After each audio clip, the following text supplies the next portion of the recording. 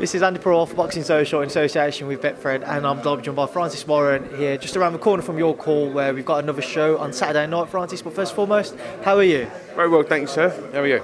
I'm all good, mate, all good. Obviously, good to hear you're doing well yourself. As you mentioned, the boxing returns to your call on Saturday night. Let's start off with a rematch for headline fight between Brad Foster and Lucian Reid for British and Commonwealth titles. How easy a rematch was it to make? Well, I mean, I kind of wanted it to happen straight away, but the board got involved and they ordered it, so it wasn't that we didn't really have to do much. No, I mean, to be honest, I think both guys want to prove a point. I think Brad feels he underperformed. Lucian feels he won the fight, so I think they've both got a point to prove.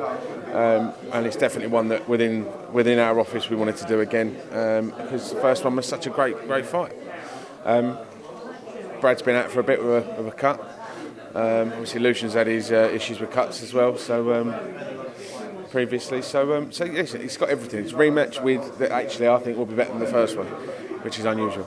Obviously, I'll come back about it. The first fight was a great fight, but what makes you so sure that the rematch will deliver at least a similar type of performance from both fighters? Because I think, if you've got two guys that both feel like they won the fight the first time round, both got the point to prove. They both said pretty much the same thing as today as well. I have to win this fight. It's because you're in a division as well where there's not a massive amount around them left at British level. So there is, there's potentially some, pretty big carrots on some sticks, hanging out the front door of York Hall on Saturday for the winner. So I think it sets up a great, certainly a great second half of 2020 for the winner, and a bit of a rebuild job for the guy who doesn't come out on top. Let's just quickly touch on that. How exactly do you see the winners 2020 playing out? With a great big smile on Saturday night. Listen, I don't want to add any more pressure to the fight, to the guys. Like I said, it's a rematch for two belts. Against the guy who feels like he won, against the guy who feels like he should have won, and is more than capable of putting in a performance a hell of a lot better than he did in Brad. I think Lucian looked a bit peeved when I said he surprised everybody how good he was over 12 rounds, and that simply was because he'd never done it before. Now we know he can do it. Brad knows he can do it. So it's just got, it's a very intriguing one, and one I'm looking for. And I've got to say as well, I'm just looking at Lucian over there. He looks weight-wise a hell of a lot better than on today's press conference than he did on the Thursday before the first fight. So he looks a lot stronger. Brad looks a lot more confident and chilled out. So it's going to be a good one. Both guys' shoulders look like they've gone out a bit. They both think, right, that's no messing about. I'm going to win this. So yeah, I'm really looking forward to it. Now, obviously, they shared a more calm and relaxed head-to-head in comparison to the one before between Umar Sadiki and Cody Davis. What's your thoughts on that fight and kind of the heated interactions that we've just witnessed for the head-to-head? Listen, Umar's cool, calm and collected until you piss him off. He's listening to me. And the guy can bang. As he said in the press conference, he's boxed 6 guys this year. He's knocked 5 of them out, although they won't be the highest calibre of opponent. No disrespect to those guys, by the way, but they've not been the highest calibre of opponent. But he's been knocking out what's been put in front of him. Cody, on the other hand, had a good fight, a good win against Zach Chelli. Slow start,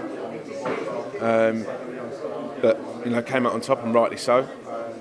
And I think both of these guys, I think Umar probably feels like he's had a bit of a year of it, having boxed on 4 non-TV shows.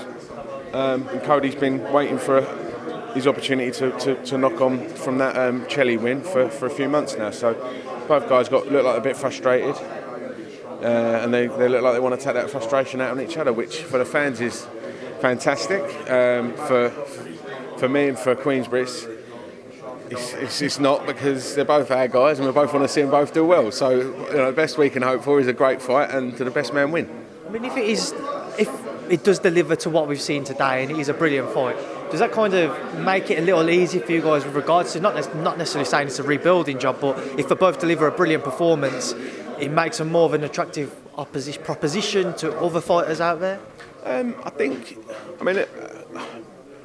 It's funny. I mean, because a great performance sometimes doesn't always result in immediate, big, big fights, great fights. Or, because some people look at him and think, oh, I don't need him when he's only 11-0, 12-0. Now, guys who are 18, 19-0, who can go either way. They may not feel like that 11-0 guy has earned his stripes or is worth the risk, or you get that. Sometimes get that sort of attitude. This is an eliminator for the British title, so at some point Lerone Richards will have a decision to make if he wants to keep on with that British title. We've also got Willie Hutchinson. He was sat on my far left, and he's definitely got one eye on this. And obviously Zach Shelley's still in the mix thereabouts. He's got. He actually admits he made a mistake going up to light heavyweight to fight Cody, and it's strange that they both come back down to super middleweight. So wouldn't mind seeing that one again. So who knows? I mean, the guy doesn't come out. I hate saying the L word when it's our guys, but the guy doesn't come out on top. We've still got we've got other super middleweights that we can match him up with. And the guy who does come out on top, we've got the British champion. So I think there's a clear route for both the victor and the guy who doesn't come out on top. And quickly, a few words on Willie Hutchinson and Dennis McCann. What are the plans for both of those guys with regards to the rest of this year? Willie, like I said, he'll get in the mix for eliminators, and we're looking to push him on to get him in a 10-rounder with maybe in his next fight or the one after. Dennis, more of the same. Just keep learning, keeping the gym, keeping him busy, keeping him on TV, keeping that smile on everyone's face, and making sure that everyone sees him doing what he does best, which is getting in there, looking fantastic, devastating, and knocking people out. Big year for Dennis. Big year for all these guys. If you look at, I don't think there's anyone on this card who's got more than 13 fights. So I think if you go through it, and we've got a great, it's a great showcase of the strength and depth in our stable. Sold out York Hall, live on BT Sport, live on ITV. And leading on into a fantastic night in Vegas. So, if you're a boxing fan this weekend, you're going to have a great long night of fantastic boxing. I've got to give mention to some of the other guys on the undercard. Obviously, Muhammad Ali's making his debut. Big hopes for him. As we alluded to in the chat we had just before the press conference, that he's had a frustrating couple of years. But we've all stuck by him. He's had a real talking to. He's had a real good support network being placed around him, and I think he can go on leaps and bounds. Sam Noakes, Henry Turner, both great guys. Both at the Queensbury Box Gym, fantastic support, and I'm really looking forward to seeing Ryan Garner get back in the ring because it's been too long and he's too much for talent for it not to be noted and put on display. So. Great card from top to bottom, from bottom to top, I should say. And if you missed out on a ticket, make sure you tune in. Now, Francis, just to move away from the fighters, but to stick with the show. Obviously, you announced yesterday the ITV link-up. Talk to me about how the decision and the opportunities came about to work with ITV and BT Sport as one platform. It's an innovative idea from BT Sport, they just want to showcase some of the younger guys on a free-to-air platform. And I think it's something that will be, fingers crossed, happening on a more regular basis. So which fights are exactly going to be shown tomorrow? On Saturday night? Right, so you've got Willie Hutchinson, Dennis McCann, and top of the bill, Foster Reed will be on the ITV slot.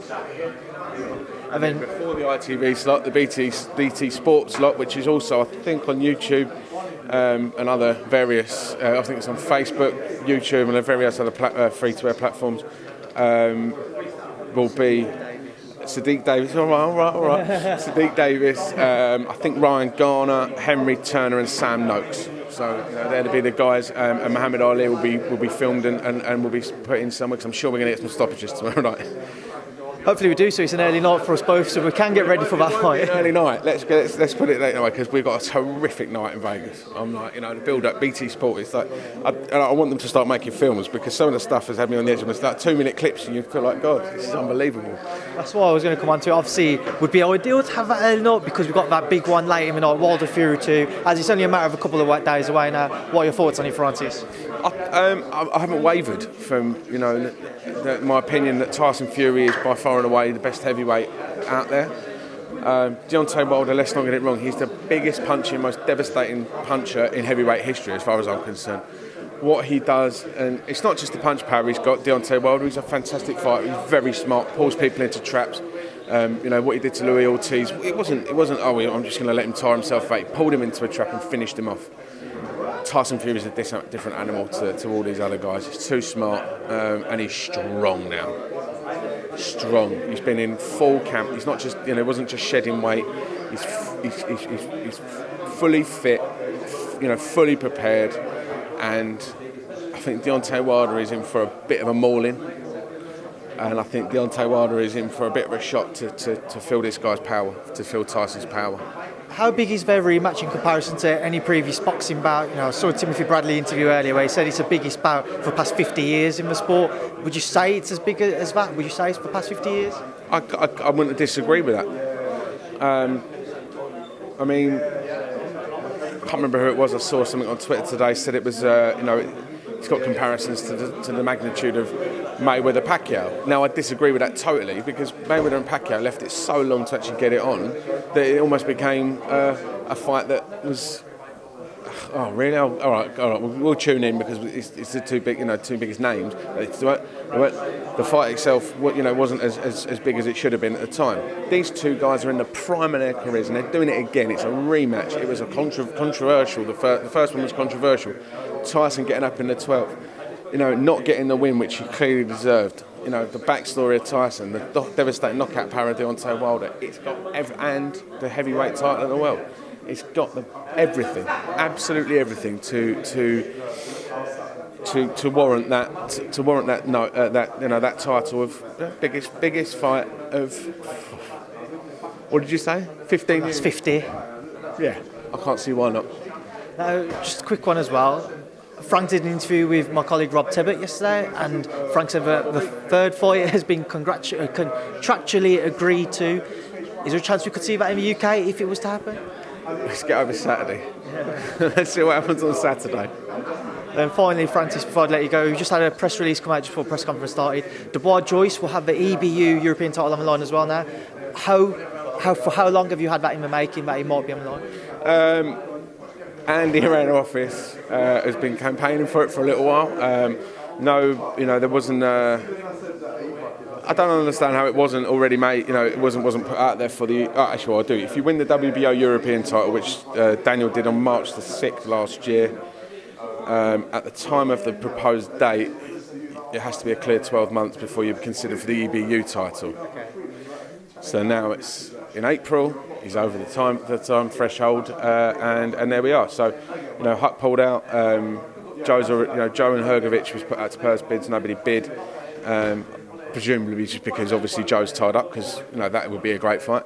However, Daniel and Joe's the biggest fight out there. That the European title could be assigned to, and it has been now.